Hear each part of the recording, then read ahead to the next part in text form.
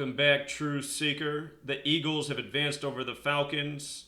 After week 3, I said why I like the Eagles to represent in the Super Bowl in the NFC this year and to play either the Patriots or the Steelers.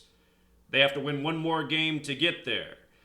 And let's take a look at today's final score. This is deja vu for Falcons fans. Notice 15-10, 25 combined points.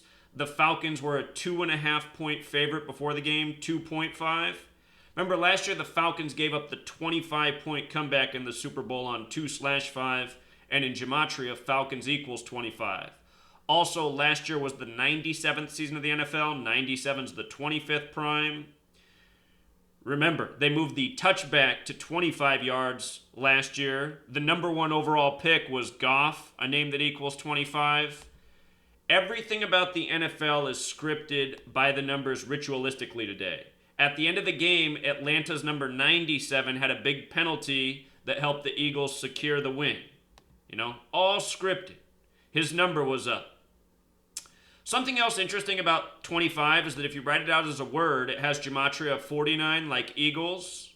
Notice the 149 and 121. Those numbers connect to Revelation. Revelation is where the name of Philadelphia comes from. Philadelphia, it's the Church of Philadelphia in Revelation. Philadelphia equals 101. Church equals 101. In week 3, I predicted the Eagles would be 10-1 this year. They did become 10-1. Philadelphia also has gematria of 65. If you write out 15, it sums to 65. Fitting score for them to win with. Like I said last week, I like Atlanta to beat the Rams because then they would play in Philadelphia. Atlanta Falcons equals 239. This is how I got the big tip for the Eagles on September 23rd. The flag was sewn in Philadelphia at 239 Arch Street. The flag was 239 years old when Donald Trump became president. Donald Trump has the same birthday as the flag.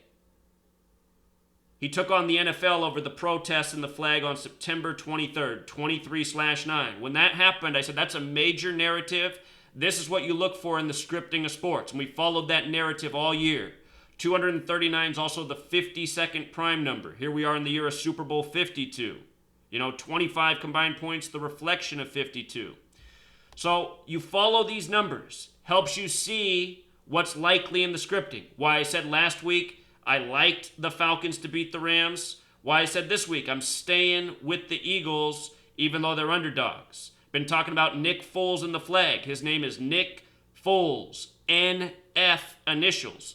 N is 14, F is 6. The flag's birthday is 14/6, June 14th, just like Donald Trump's birthday.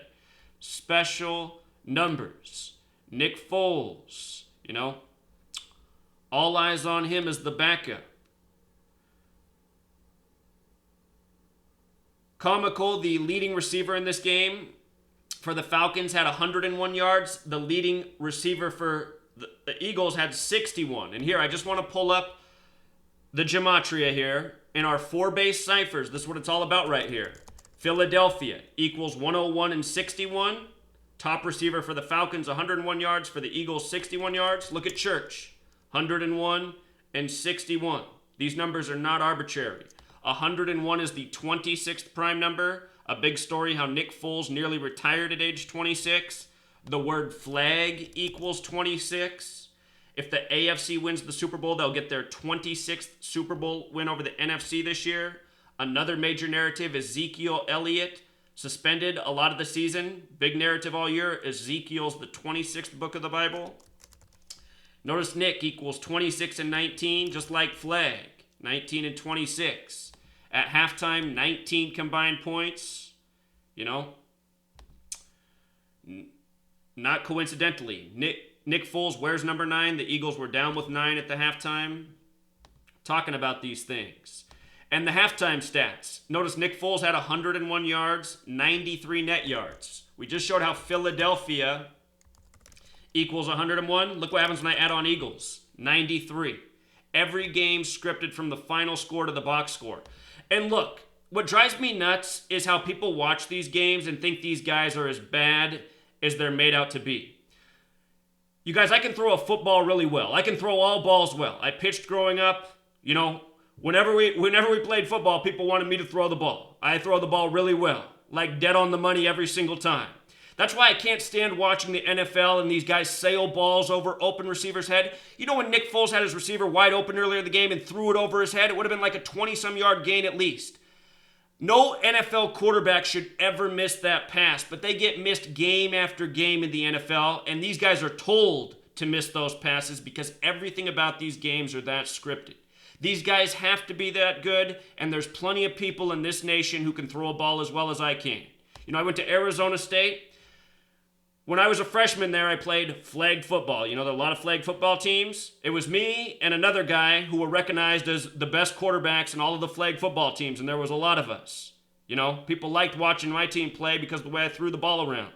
And what was both of us had in common is we were a lot better than the starting quarterback for Arizona State at the time, Jeff Cron, who was a complete joke. But then he got replaced by Andrew Walter, who went on to play in the NFL. He's legit. But anyway, the point is there's enough talent in the world to play at a higher level than you see in these pro games. You know? All of sports is so scripted. And if you're an athlete, it's painful to watch. You know? These wide open receivers that I just can't stand watching it. That's why I just have to turn these games off. I just know it's not real. Nobody's getting paid millions of dollars and can't hit the wide open receiver. Just impossible. For people who are athletes who practice a lot of their life, sports is mechanics. You're like a robot when you're an athlete, you know? And so are these guys. They're just, you know, fulfilling the script. Throw a bad ball when they're supposed to, miss the receiver, miss the catch. You know, that's another thing. I got good hands. I never drop the ball either. I play receiver too. You know? These guys dropping balls all the time. It's a joke. This is how I figured out the games were scripted. I knew the games were scripted when I was a child just from watching. You know, it didn't make any sense. No talents out there. People who can't do the obvious. People who can't, you know, master the basics, but they're getting paid millions of dollars. No way. No way. Took me a long time to figure out how they're scripted, you know? And since I figured out how they're scripted, I've been getting national news attention. That's why USA Today's written about me, Vice News, Fox Sports, Sports Illustrated. All of these publications have taken a shot at me for exposing how these games are scripted, you know? Who told you before the season began in the AFC it would be Patriots or Steelers? Who told you in the NFC from week 3 on it was about the Eagles? I also said, you know, don't forget Minnesota's narrative with the death of Denny Green last year. They have a chance. One of the top seeds, you know, the top 2 seeds in the NFC. Also said the Saints have a chance this year because they got the numbers and the flood narrative. These are all the teams right here this year, you know. We talked about this earlier with the Atlanta Falcons. So Atlanta Falcons played the Packers at the beginning of the year, 239 days after the NFC Championship, 239 the 52nd prime. Last year, before the season began, my first 2 teams I picked in the NFC to go to the Super Bowl possibly were the Falcons and Packers, and I said it was all about 44. Georgia 44, Wisconsin 44. That was the NFC Championship, and the Falcons won with 44 points. Super Bowl was on a date with 44 numerology. So anyway, you're doubting my work, you're doubting the wrong person. Nobody has a resume like me proving how sports are rigged. My work is proof, evidence that builds every single day. Nobody has a resume at calling games and the exact points like I do, like I just did with the college championship. Made 6 videos before the game was played how Alabama was going to win, and it was all about 13. Before they came back from 13 with number 13, who has a 13-letter name, you know? And they also put up this stat during the game, which I thought was interesting. When bird teams play each other in the playoffs, they were 9-0. Now it's 10-0. They said that the Vikings Stadium is a bird killer. You know? Today's date, January 13th. Date with numerology of 52. Again, Minnesota has gematria of 52. As well as 133, like the top 4 teams were 13-3. Football's also 133. And with regards to the Vikings hosting Super Bowl 52, this is also the 98th season of the NFL. Vikings 98, they had that really good year in 98. See what happens here. We talked about how Will Smith, the Saint, died 666 days before this upcoming Super Bowl. Joe McKnight, equaling 52, died shortly after him in Louisiana. A lot of rituals in play this year. Learn the code, see what's really going on. The rigged games, the ritualistic murders. There's a lot to know. And also, don't be like this guy. Tony Tell It Like It Is. This guy keeps telling people, guaranteeing people that my picks are wrong year after year, and my picks keep being right. He guaranteed I was wrong about the Astros winning the World Series. It was a guarantee from him. He was wrong. He guaranteed I was wrong about the Eagles winning today. Here, let's listen to him. This is somebody who learned from me, came out of nowhere, and ever since has been picking against me and guaranteeing his picks are right, and they are wrong almost every time. In fact, if you take this guy's picks and go to Vegas and bet the opposite of what he says is going to happen, you're going to win a lot of money.